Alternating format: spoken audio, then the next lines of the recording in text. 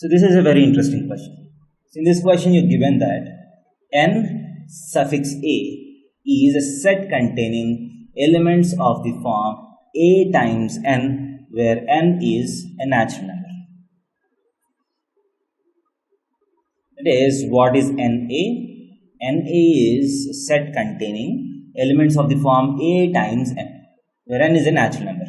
That means n can take the values 1, 2, 3, 4, so on. And as n takes different values, what does an become? An, if n is equal to 1, a into 1 is a. If n is equal to 2, a into n is 2a. n is equal to 3, a into n is 3a, 4a, so on up to infinity.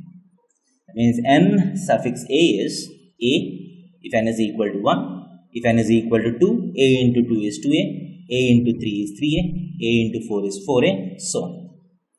So now you are asked to find n6 intersection n8. So let us write n6. What is n6? So in the place of a you have to put 6. That is 6, 2 into 6, 3 into 6, 4 into 6, 5 into 6, so on. Those are nothing but multiples of 6. So as you can see, these are nothing but set containing NA is a set containing multiples of the number A. So N6 is a set containing multiples of 6. That is 6, 12, 18, 24, 30, 36, so on. And what is N8? N8 is a set containing multiples of 8. That is 8, 16, 24, 32, 40, so on. So N6 is a set containing multiples of 6 and 8 is a set containing multiples of 8. So what is N6 intersection N8?